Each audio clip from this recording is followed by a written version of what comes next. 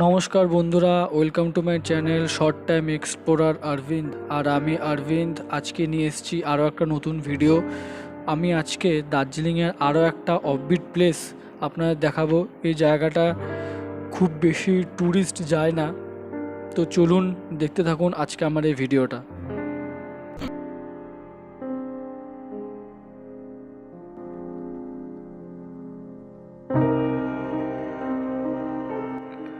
এখন আমরা রয়েছি তিবেতিয়ান রিফিউজি সেলফ হেল্প সেন্টারে। এটা 1959 স্টাবলিশড হয়েছিল, তো ইন্ডিয়ান গভর্নমেন্টের স্পন্সরশিপেই এটা চলে। এটা প্রায় 130টা ফ্যামিলি নিয়ে শুরু হয়েছিল এই সেন্টারটা, যারা তিব্বত থেকে চলে এসেছিল। তো তাদের একটা সাময়িক থাকার জায়গা হিসাবেই ফার্স্ট এটা তৈরি হয়েছিল। তবে এখানে এখন অনেকেই থাকে, 130টা ফ্যামিলি এখানে থাকে না, আস্তে আস্তে এখানে লোক সংখ্যা কমে এসছে। তো এরা এখানে সুন্দর সুন্দর হ্যান্ডক্রাফটের জিনিস বিক্রি করে, সোয়েটার, উলের, আরও অনেক কিছু আছে। তো এগুলো আপনাদের ভালোই লাগবে। তো চলুন আস্তে আস্তে ঘুরে ঘুরে দেখে নেওয়া যাক এই রিফিউজি সেন্টারটা। তো এখানে বাচ্চাদের পড়াশোনার ব্যবস্থা আছে ক্লাস 12 অবধি, আর খেলার জায়গা আছে। তো মোটামুটি খুব একটা ট্যুরিস্ট এখানে আসে না, খুব কম ট্যুরিস্টই আসে। আর জায়গাটা খুবই সুন্দর, নিরিবিলি। তো এখানে এসে আশা করি সবারই ভাল লাগবে। আর জায়গাটা খুবই পরিষ্কার পরিচ্ছন্ন আর খুবই শান্ত। এই জায়গাটাতে উল কার্ডিং আর উল স্পিনিং হয়, মানে এখানে উলের যে সুতো সেটা বোনা হয় আর সুতোটাকে বানানো হয়। তো এই সুতো থেকে সোয়েটার, কার্পেট, টুপি, মাফলার, আরও অনেক কিছু জিনিস বানানো হয়। তারপর সেগুলোকে এরা বিক্রি করে। জিনিসগুলো খুব সুন্দর। তো দেখে নেওয়া যাক এরা কিভাবে প্রসেসিংটা করছে।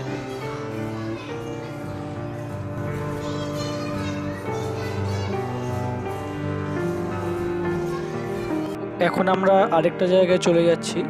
এখানে কার্পেট তৈরি করা হচ্ছে এই উল দিয়েই, মানে আগে যেখানে উল বোনা হচ্ছিল বা উলের সুতো তৈরি করা হচ্ছিল সেগুলো দিয়েই কার্পেট তৈরি করা হচ্ছে। তো দেখুন কি সুন্দরভাবে এরা কার্পেট তৈরি করছে। এগুলো কিন্তু পুরো হ্যান্ডক্রাফটের, মানে এখানে কোনো সেরকম মেশিন ইউজ করা হয় না, পুরো হাতেই সব বোনা হয়।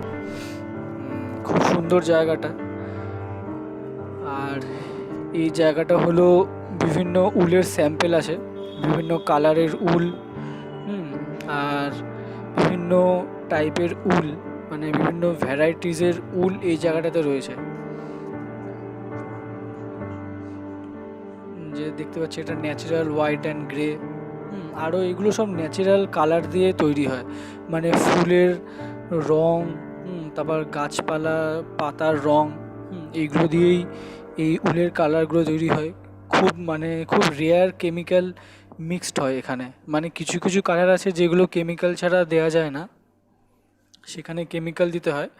আর ম্যাক্সিমামটাই ন্যাচারাল কালার ইউজ করা হয়। তো এখানে স্যাম্পেল রাখা আছে জিনিসগুলোর, মানে কোনটা কি রং, কোন প্রকৃতির কোন জিনিসটা থেকে এসছে, মানে কোন ফুল থেকে কি রংটা এসছে, বা কোন ফলটা থেকে কোন কালারটা নেওয়া হয়েছে।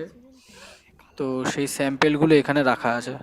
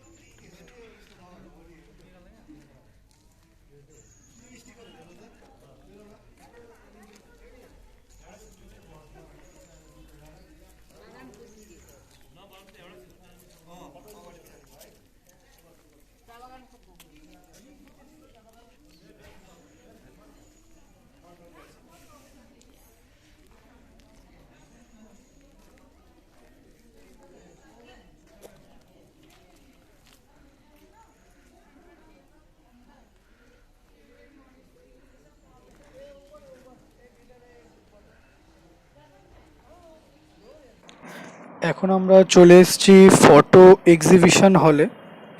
এখানে মানে তিবেতিয়ানরা ফার্স্ট যবে এখানে এসছিল তারপর থেকে মানে তাদের যে ডেভেলপমেন্ট হচ্ছে বা তাদের যে অকেশনগুলো হয়েছে, তো সেগুলোরই কিছু ফটো এখানে আছে।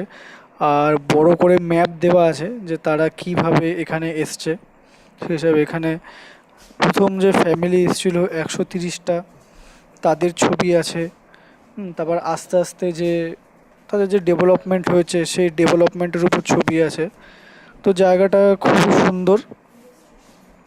আর কিছু পুরনো মেশিনারিজ আছে তাদের, এছাড়া আর এখানে সেরকম কিছুই নেই।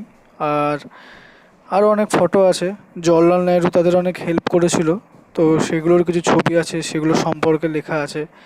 আর তারা যে বিভিন্ন ধরনের হ্যান্ডক্রাফটের কাজ করছে, হুম, সেগুলোরও কিছু এক্সিবিশনের ছবি আছে। তো দার্জিলিংয়ে আসলে অবশ্যই জায়গাটা আসবেন।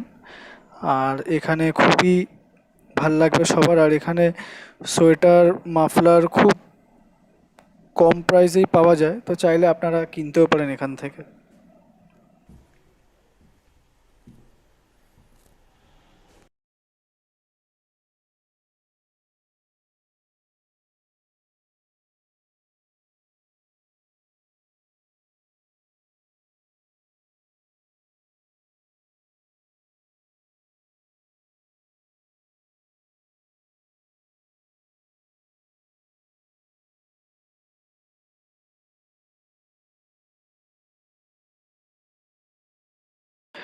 একটু উপরে উঠে গেলেই এই ক্যাম্পের ভেতরে একটা সুন্দর বৌদ্ধ মন্দির আছে। তো এখন আমি সেখানেই আছি। মন্দিরটা খুবই সুন্দর। তো দেখে নেওয়া যাক মন্দিরের পরিবেশটা। আর মন্দির থেকেও, যেহেতু একটু মন্দিরটা উঁচুতে, তো মন্দির থেকেও ভিউটা পাহাড়ের বেশ ভালোই লাগে। তো পুরোটা আস্তে আস্তে ঘুরে নেওয়া যাক।